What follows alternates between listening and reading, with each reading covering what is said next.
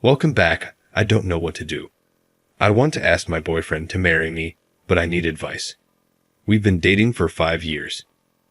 Jake is the nicest guy I've ever met. Even though he's really busy, he always puts me first. Whenever I thought he couldn't show me more love, he went above and beyond to make me feel special. But he still hasn't proposed. I'm confused. If he loves me this much, why hasn't he proposed? My friends, who didn't feel as loved as I did, were getting married, and I was left waiting. I was running out of time, but one Friday, he picked me up as usual, looking cheerful and excited. I thought that day would be when he proposed, but to my disappointment, he told me that his younger brother had set a wedding date for the next month. I felt awful because it seemed like Jake didn't see me as someone he wanted to marry. He was financially stable and had his own place. What more did he need? His excitement was because he was going to be the best man and give a speech on that day. I couldn't conceal my disappointment, so I called my best friend Sami, but she didn't answer. Feeling down, I called my aunt for comfort. She liked Jake, but thought he wasn't ready for marriage, suggesting I consider other options. I blame her for the advice that led to my actions with Alan. I meet Alan outside the venue of Jake's brother's wedding. I had to step out because I couldn't bear the applause and sweet talk for the newlyweds, especially witnessing Jake happily teasing the bride and groom. I realized that if I stayed there, I might go talk to him. I didn't notice Alan right away because I was still upset. Then someone came up to me and asked if I wasn't a fan of weddings. The question surprised me, and I laughed. I looked at him with curiosity. He was well-dressed and good-looking. He introduced himself, and I did the same. He told me he thought I was too beautiful to wear a frown, and I blushed. He said he thought I was too beautiful to have a frown on my face, and I blushed. We continued talking, and I found myself captivated by him. We swapped contact information, and then I went back inside. I can't say if it was because of his wonderfully expressed compliments or because I was upset with Jake. But I caught myself thinking about Alan. So when my aunt asked about the wedding, I ended up telling her about Alan instead. She was excited and suggested that I keep in touch with him. I asked her what would happen with Jake, and she said it didn't matter if neither of them knew about each other. I told my best friend about it, and she laughed, saying I was close to getting married, but still interested in someone else. I asked her where the ring on my finger was. In the following days, Alan and I chatted on the phone. He was charming, and I found myself really liking him.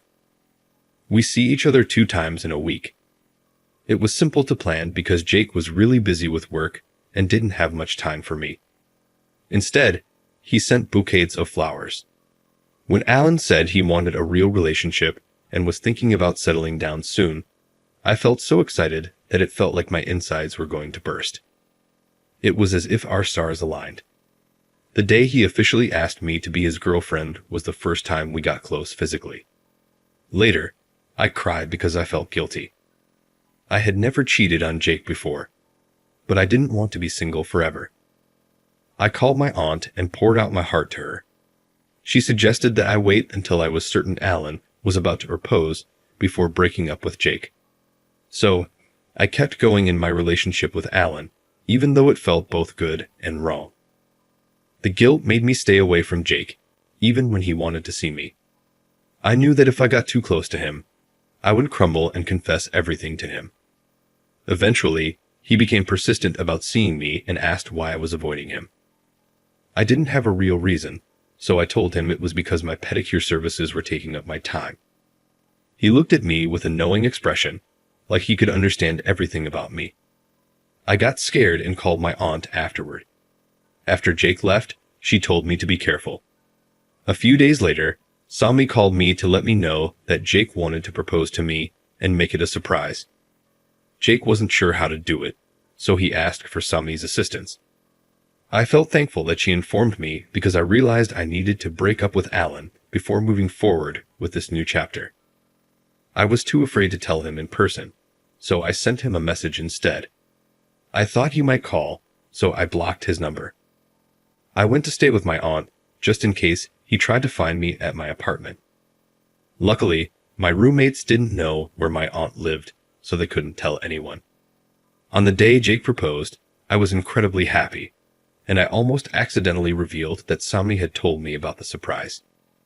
It was just the two of us during the proposal, and it was incredibly beautiful. My 2-carat diamond ring, a gift from Jake, is definitely a keeper. I felt deeply moved when he shared that he waited to propose because he wanted to make sure he was ready to be the best man for my love. However, my actions of avoiding him in the past week made him decide to propose sooner than he had initially planned. I cried tears of both happiness and guilt. We're planning to visit the rest of his family in the upcoming week. Jake's family house was quite large, and from the few times I had visited, I knew that there were always family members coming and going, so I was ready for that. What caught me off guard was seeing Alan there, being introduced as Jake's second cousin who lives in Germany. I was in a daze and didn't even realize my legs were moving until I found myself rushing to the nearest bathroom, away from Jake's and Alan's shocked expressions. I needed to collect myself and figure out what to do. I tried calling my aunt, but I couldn't reach her. So, I called Sami and had to begin explaining everything from the moment I met Alan because she was only aware of our first encounter. Sami expressed disappointment that I hadn't told her earlier, but she urged me to stay composed. She hoped Alan wouldn't say anything right away, so I could leave Jake's house and head straight to her place. That way, we could figure out how to handle the situation and reassure Alan. I agreed with Sami's advice and ended the call. I went outside to talk to Jake and let him know I was feeling nauseous and needed to go home.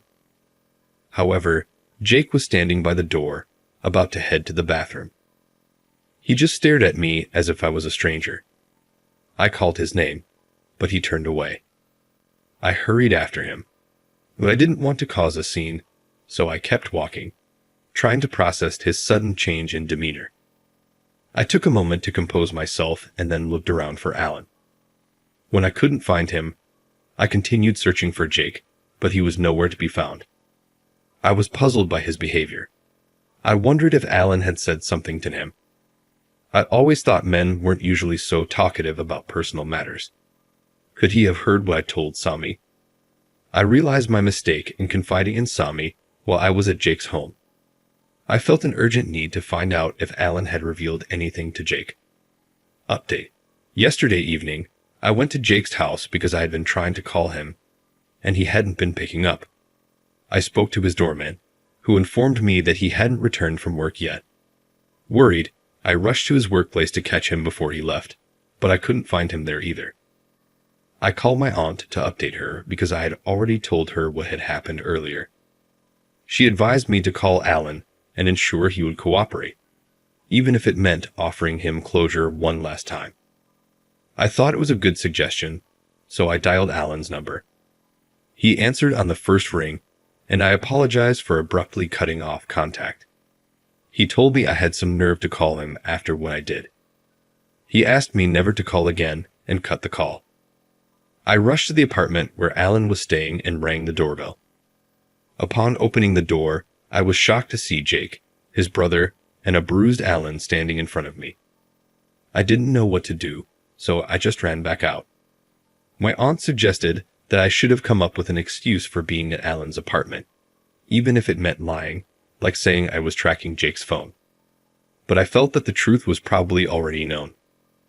I questioned why I couldn't have been more patient and talked to Jake about his reasons for not proposing instead of rushing into another relationship with Alan. Is there a way for us to get back together? Sami told me a story about a man who gave his wife money even after cheated. We're not married yet, so maybe there's still hope for our relationship. I'm in a dilemma because Jake hasn't said a word to me. He isn't returning my calls, and he hasn't even asked to meet up. How much does he know? Alan blocked my number. I don't know if he did this for sure. What should I do now? Can anyone give me advice on what to do next? Edit. Jake finally called me back and wanted to meet up. Sami gave me advice on what to say, and even offered to come along and stay nearby. She was disappointed that I hadn't told her about my situation, but she still wanted things to work out between Jake and me. Jake said he just wanted the engagement ring back. He thought he was the one who didn't deserve me, but now he felt it was the other way around. It turns out Jake overheard some of what I told Sami in the bathroom at his family's house when he was coming to check on me, and it made him very angry. Thinking that Alan had betrayed him, he ended up punching Alan.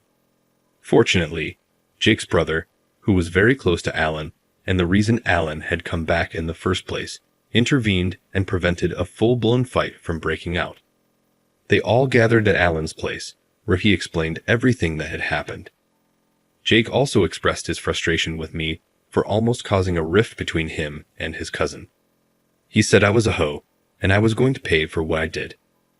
I tried to beg with him, but he forcibly removed the ring from my finger and ended up bruising me in the process. At this point, I'm unsure about what to do. If I had known Alan was at the wedding, I never would have talked to him in the first place. I don't want to go back to the beginning, guys. Is it possible to get Jake to forgive me? Opinion.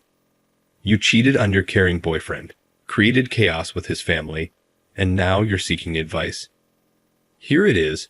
Reflect on your actions, learn from your mistakes, and strive not to create such a huge mess in your relationships in the future.